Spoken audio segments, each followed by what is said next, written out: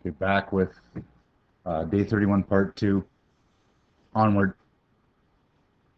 Example 3 is we want to use the graphing calculator to find the intersection of these two using technology around your answer to one decimal place. So notice what we're going to be doing is actually solving this equation. When we find the intersection point of two functions where it's like that's the left side and that's the right side, we're solving this equation.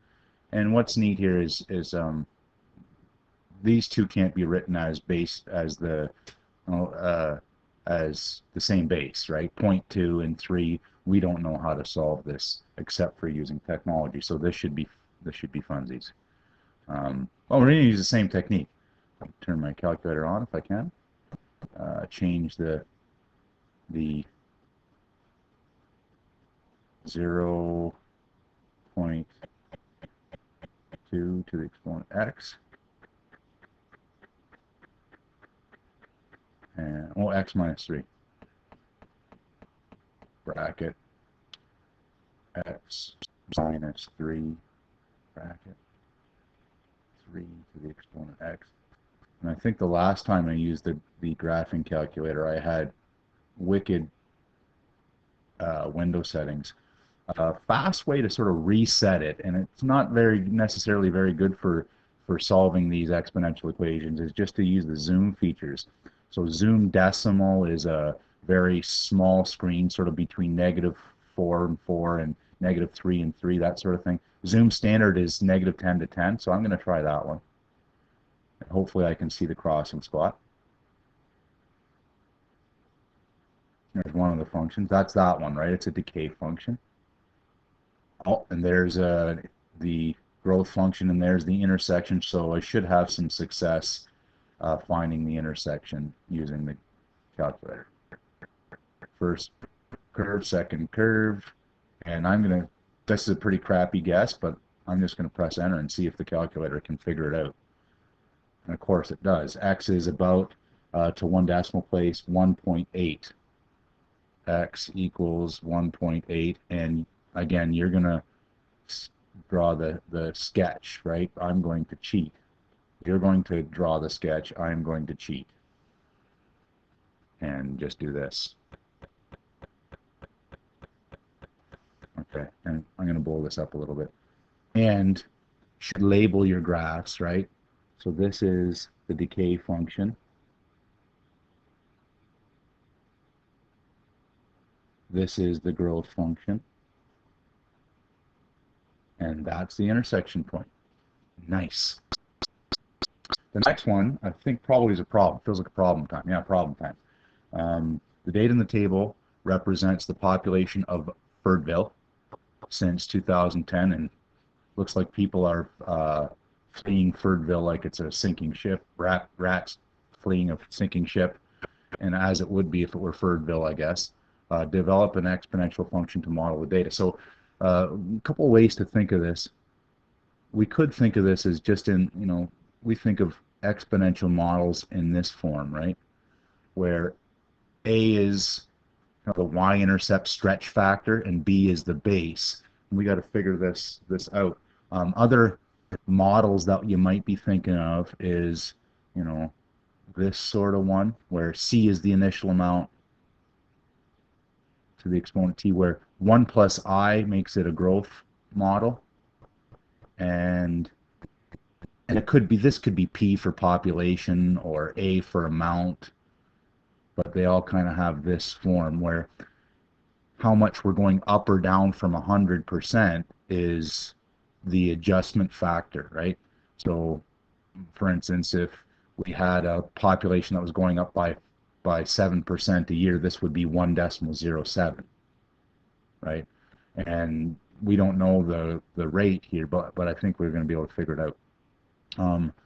This is a decay function. So what one you like to use, it doesn't matter. I can see either way.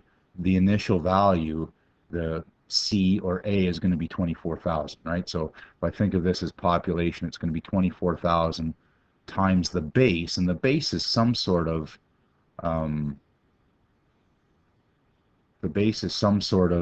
decimal because it's a decay function. And how we figure this out is by dividing adjacent values. So I'm going to go 20,400 divided by the one that comes before it.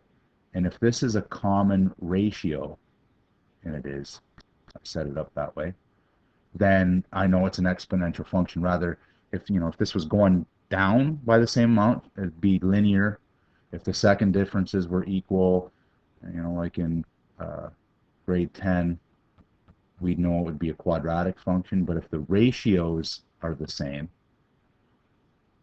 it's an exponential model, right? And it's always 0.85 here. And if you check that out, it's 0.85. So that therefore my base is 0.85. And instead of this being my year, I'm going to say X is the number of years since 2010, right? So this is X is 0, X is 1, and so on. So there's my model, okay? Then it says predict the population. Oh, before I move on too much, and I'm going to use this model and solve these questions real quick. There's another way. I'm going to pen change here. Is aside method 2. I can use the TI-83. We saw this in trig functions. If I put the data in, and I've already got it put in, so don't worry, you're not going to watch me put data in. If I put the X's in list 1 and the populations in list 2, I could use regression, and we use regression in the trig functions a little bit. And how I do regression is over in the stats menu, and I go down to exponential regression, expreg, and I press enter a couple of times, and then I get the same model. A is 24,000,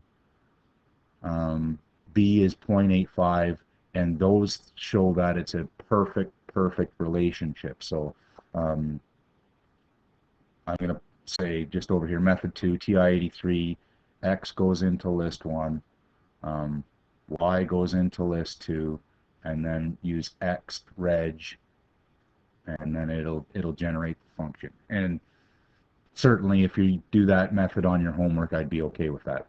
Predict the population in 2015. Well, this is X is 5. So all I'm doing is finding the population when X is 5. I could follow the pattern in the table, but this is just a calculator exercise. 10,600, about, can't have decimals of people. The population will be that value, about. Predict when the population will be 5,000. So this is when is the output 5,000. And now we're back to the same old question, right? And you're developing your own sort of style about this. Are you using the guess and check technique? Are you using the on your scientific calculator? Are you using graphing calculator? That's what I'm going to do. So the left side is 5,000. I'm going to delete all the rest here. Right side 24,000 times 0.85 to the exponent x, 85 to the exponent x, and window settings. These window settings aren't going to cut it. Let's go up to, say, I don't know, 25 years. We think. Is it going to get down to 5,000? We hope so by then. I'm going to go up by 5 years there. The y-axis, well, notice that it started at 24,000, so I want to get up at least that high. Maybe I'll go 25,000 just so I can see what's going on. 25,000, and each tick will be worth 5,000 just so I can see what's going on. And I'm going to graph those. There's my 5,000. There's the population model going down. Remember, each tick was, I think it was 10 years, so that's about 20 years or something like that. But second function calc, intersect, first curve, second curve. This is old hat now, isn't it? Bam, there it is, 9.65 years. And again, cheating. I'm cheating. You can't do this. I suppose if you're doing this on your computer at home, you could, right? You get the emulator that's on the website going, copy and paste this into a note. I guess then it's hard to get it on paper, but there you go. Say X is 9.65. It will take, or it will be in, because this is a year, right? It will be 0.65 of a year is somewhere, in the middle to late. Be in the middle 9 years since 2010, when the population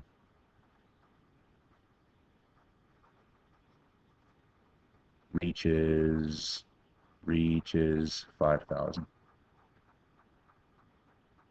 It's kind of like the same story we're telling over and over again with different ways, isn't it? These modeling questions are the most important. All right, well, good luck with that and the homework.